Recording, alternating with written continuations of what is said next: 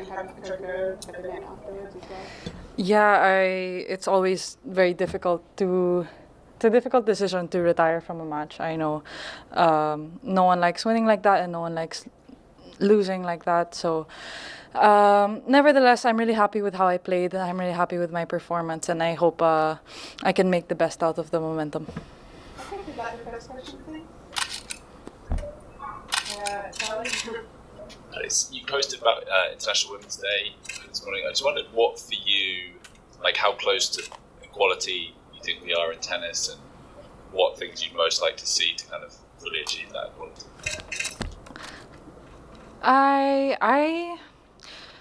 I'm not really sure how far the gap is between the WTA and ATP, just because I'm not in the ATP circuit. I think the WTA is a great platform for us professional women tennis players, though I think it gives us a lot of opportunity. I'm very grateful for everything they have built for us, given us a chance to become these stars and do what we love in such grand stages. So that's all I'm going to say about that. Yeah.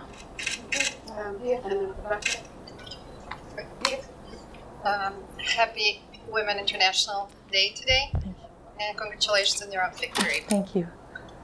Among all mental techniques, what are yours that you use when you play a high-pressure match to stay focused?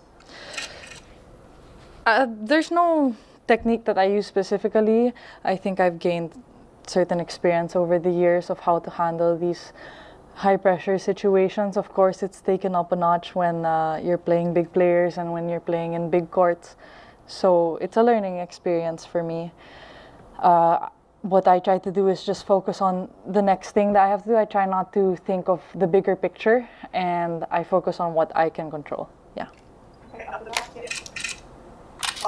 Alex, it was such a big difference from your last match with Coco, the tempo from the beginning. What kind of a strategy did you implement to turn the game around and to stay on top of her? And what did you think you did super well today? I think my focus was really was a big point of my match today, and my strategy, as well as the intensity in my legs and the intensity I was able to produce to be aggressive. Yeah, I took those learnings from the last match. I tried to do things differently, better on certain things I can control. I know that Coco is a great player, and she's really going to give you a hard time. So there's nothing much you can do about the other person playing well. So I tried to focus on what I could control. Yeah.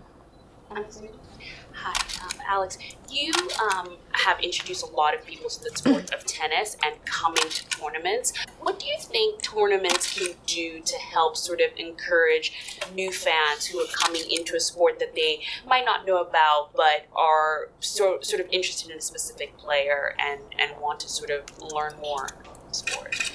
Well, I love that it's not just myself that have been bringing in different and new demographics into the audience, into the sport.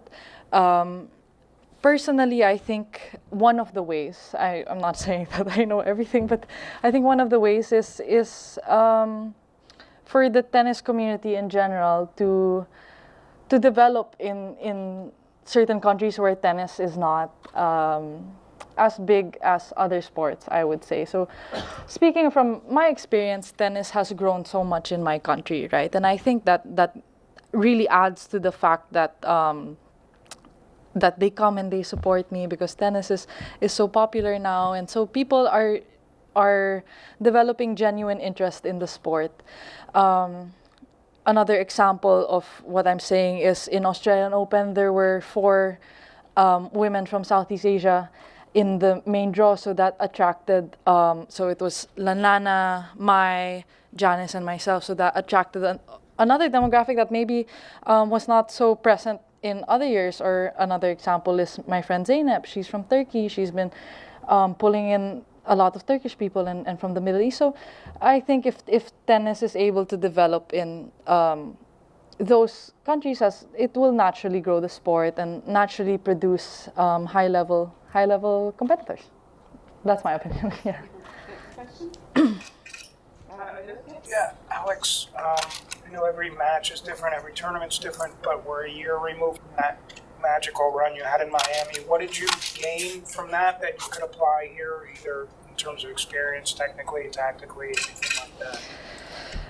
Yeah, I think that Miami run was really big. It was my biggest result. And I think that was kind of the spark that lit the fire. I learned so much from that week, and I'll always remember it as that. But there's so many things that have happened in between then and now that have added to how I've grown as a player and as a person. And I think one of the biggest things is maturity, experience, being able to surround myself consistently with this high of a level of tennis players, and this high of a level of competition pushes me to be better. So I'm trying to find my limits and go past that. Yeah. Okay, any more English? Okay, one more. Yep. You got your hand raised?